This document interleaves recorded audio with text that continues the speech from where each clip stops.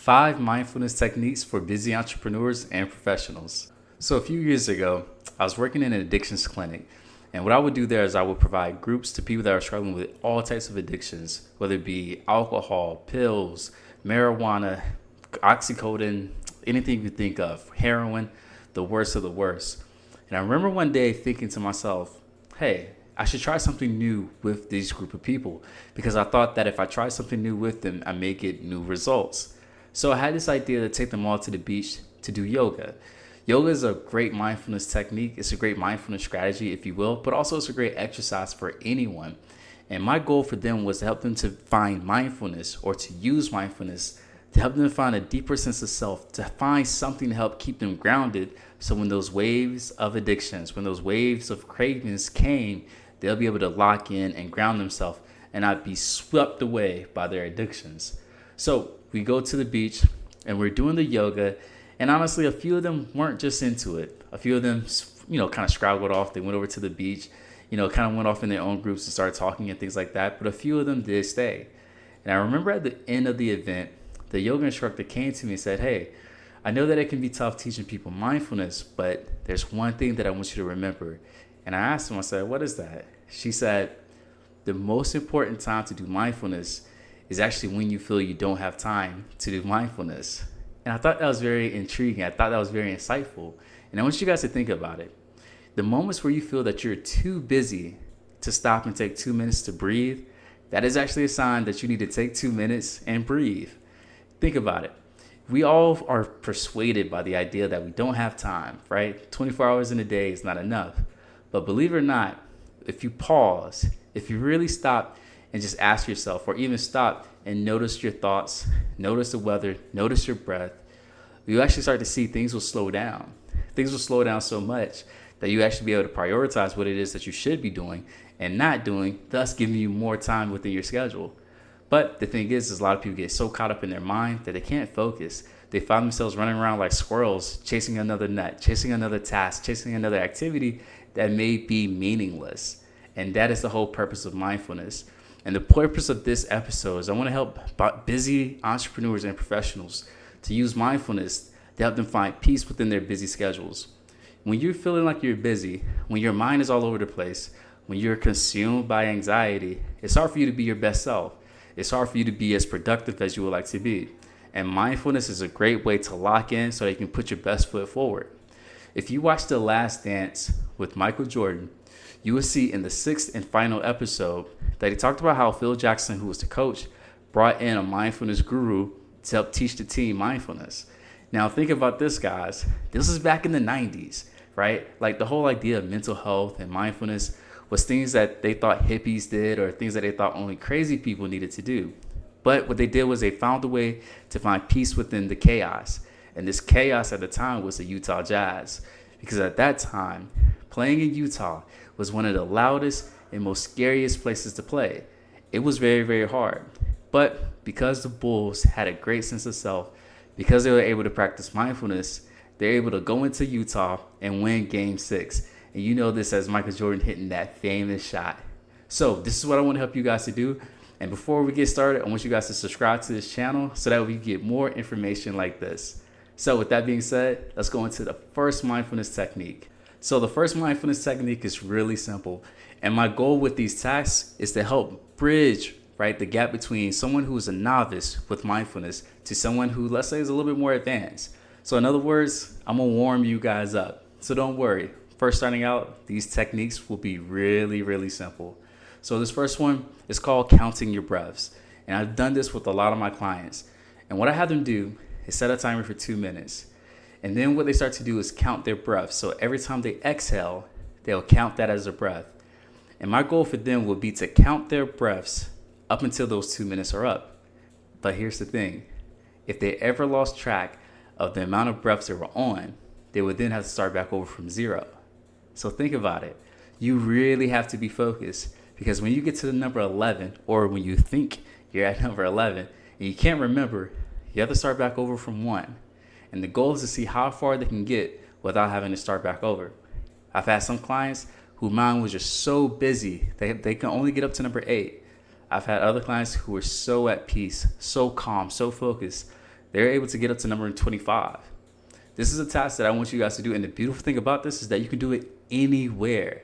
If you're someone who, let's say, has anxiety when speaking in front of stage, right, in front of people, if you're someone who has anxiety when they're getting on a plane, if you're someone who just simply has anxiety whenever they're trying to perform a goal that they know they need to perform, this is a perfect technique to use before that. And the reason why is because it's going to help you get you grounded.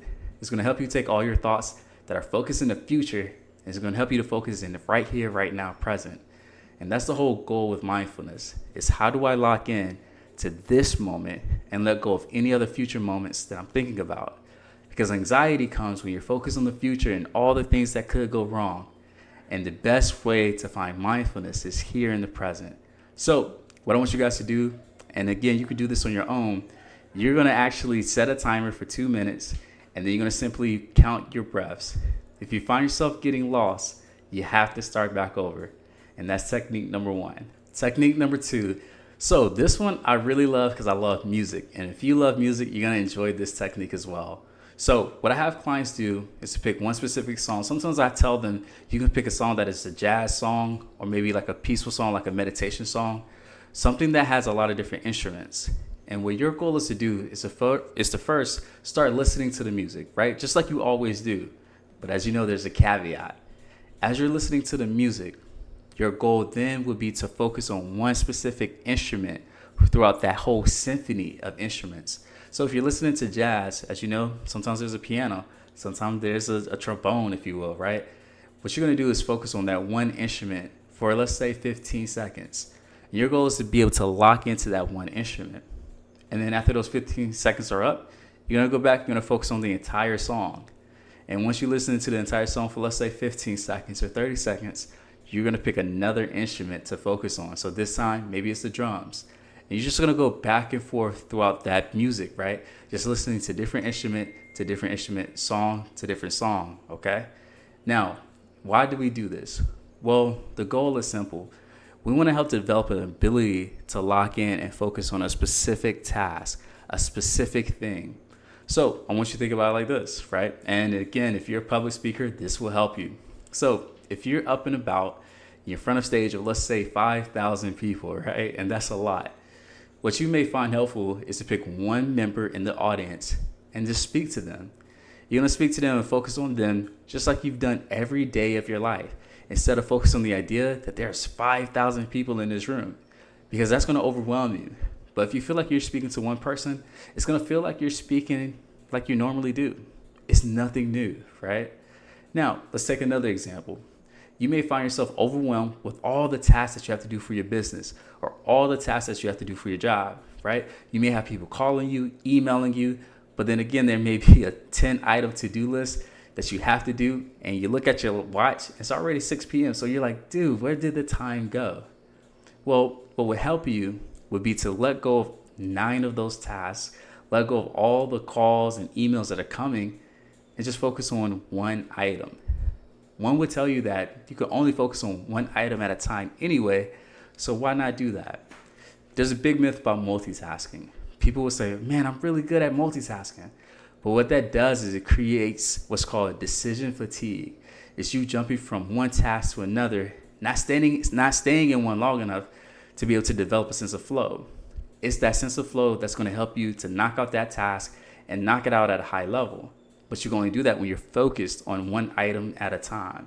So let go of multitasking and focus on single task focused items, if you will. And a great way to do that is to practice this mindfulness technique, where again, you're just listening to one specific instrument within a whole symphony of music. And then you're just going to go back to the song, and then you'll go back to the instrument, right? But this time it'll be a different instrument.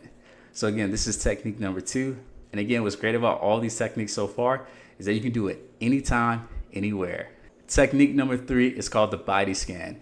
Now, this one is really great for my clients who obviously experience anxiety, but also have a tough time sleeping, because every time we do it, my clients tell me, Coach, I'm tired now. I don't think I can finish the session. So this shows you just how good and how powerful it is. And this technique is, again, it's simple, okay? It's simple. I don't want you guys to overlook it, right? I don't want you guys to overthink it.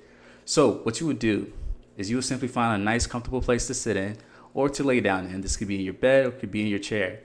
And what you're going to do is you're going to place all your focus on one specific part of your body. So it's very similar to the previous technique where we were focused on one specific instrument, but this time around, we're going to focus on one specific part of your body.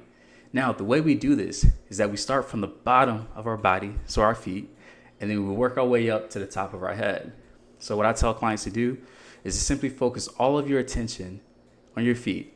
It may be the way your heels are touching the floor, the way your socks are touching the top of your toes, or maybe the way your shoes are touching the bottom of your feet.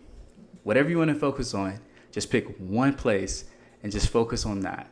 Now, your mind may try to pull you and jerk you around, and actually that's good. It's kind of like being in the gym and you're working out your muscles, right? Doing some bench press or some curls, right? We need that type of practice. But the goal is to be able to pull your mind back to that one spot that you were asked to focus on. And what we do is we may focus on that part of the body for 15 seconds. It could be 30 seconds. And then we'll raise our attention to a different part of our body. So I may tell the client, next, I want you to focus on one part of your legs. So it may be the way that your pants are touching your knees, the way your socks are touching your shins, or the way that the bed or the chair is touching the back of your legs. Whatever it is, just pick one spot and focus on that with everything that you have. Nothing in this world matters other than this one spot to focus on.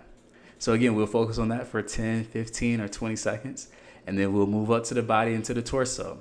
And as you can see, this is the trend that we will go on. And it's very, very simple. And again, as you can imagine, whether you're in a car, you're in a meeting, right, or even in a plane, you can use this technique at any time. And the goal is to help you to be able to relax. Focus on the right here, right now, present moment. Sometimes, again, our mind is throwing so many hooks and so many things to drag our attention that we find ourselves feeling stressed and overwhelmed. And this is a great way to pump the brakes on the mind and give it something to focus on. Something that is not as destructive, unhealthy, or negative, if you will. And again, this is called the body scan.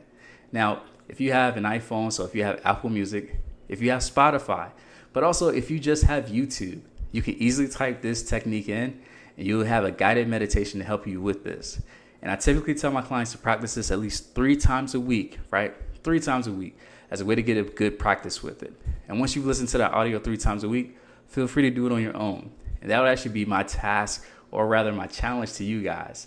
So again, technique number 3 is the body scan. All right, guys, so I feel like we're warming up. I feel like you guys are getting really good at this. I feel like you guys are getting a lot of value from this podcast with these techniques that I've shared with you. And if you are getting a lot of value from this podcast, again, go ahead and hit the subscribe button so you can get more topics like this. Every week I drop gems that I've dropped in my therapy sessions that people pay me a lot of money for. I drop those same gems in these podcasts for absolutely nothing. So why wouldn't you subscribe to it, right? So main point number 4, or technique number 4, is called the 5 senses. Now I love this one, and this one's a great one. It's one that, again, you can use anywhere at any time. So the way it works is that you're really going to focus on your 5 senses. But the thing is I'm going to tell you what you need to focus on. So the first thing I always tell the clients to do is to tell me, what are 5 things that you can see in front of you at this moment? And actually, let's do it together. And I'll do it with you, okay?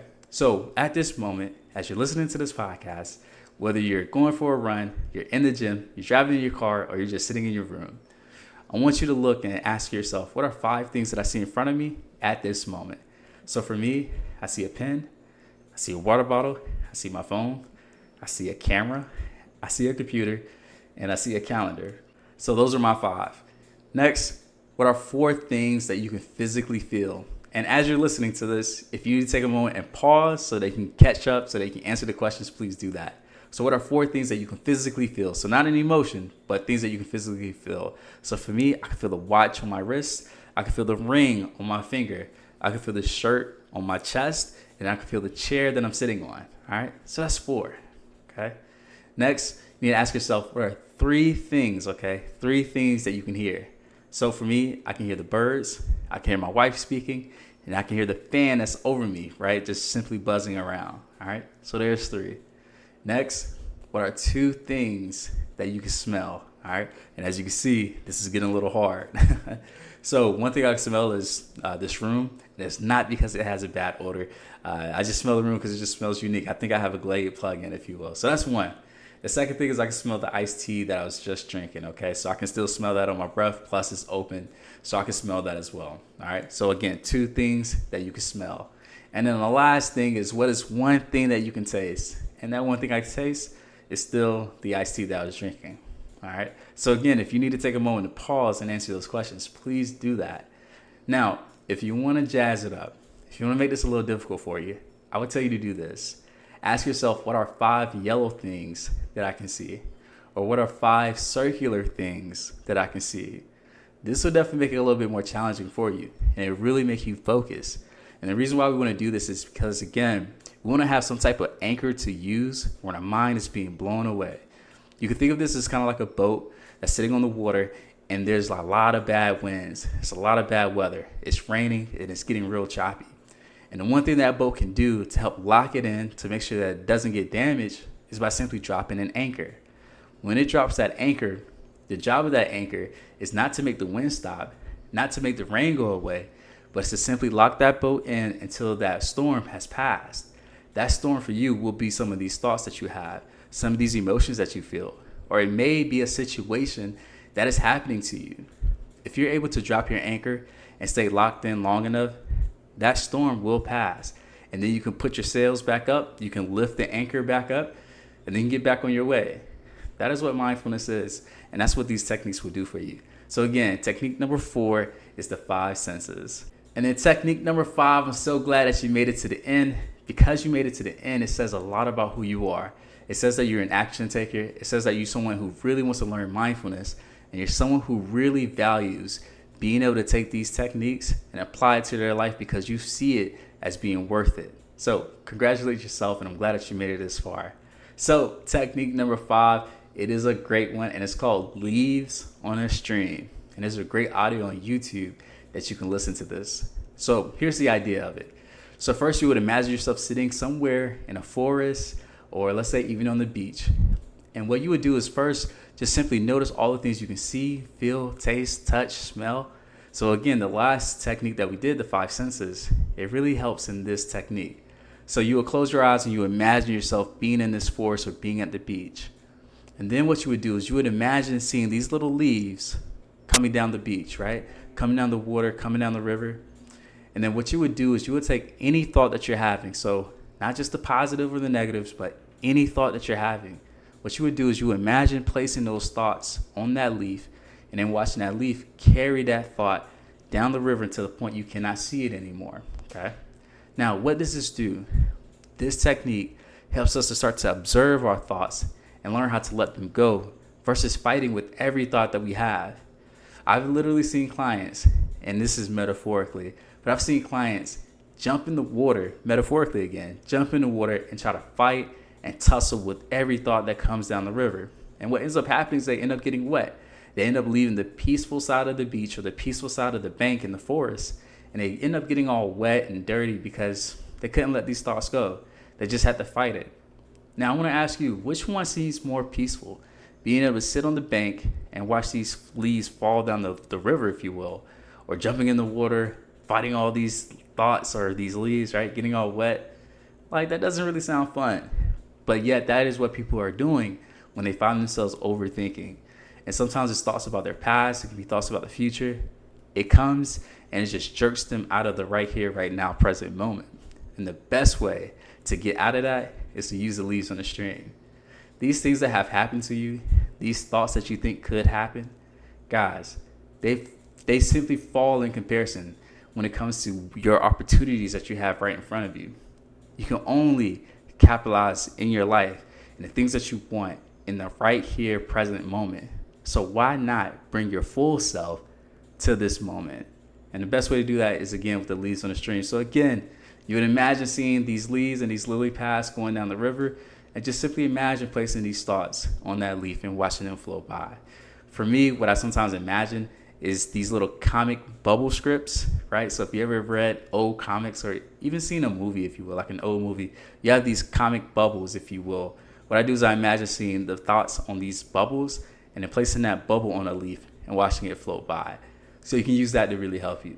So with that being said, these are the 5 techniques. And again, I'm going to go over these just to simply make sure that you got these, okay? So these are the 5 techniques to help busy entrepreneurs and when it comes to focusing on their mindfulness. So the first one that I talked about was counting your breaths.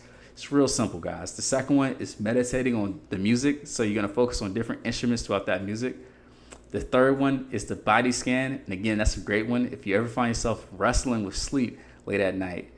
The fourth one is your five senses. Okay, so what are some things that you can see, smell, taste, touch, and hear? And then the last one, the fifth one, is the leaves on a string.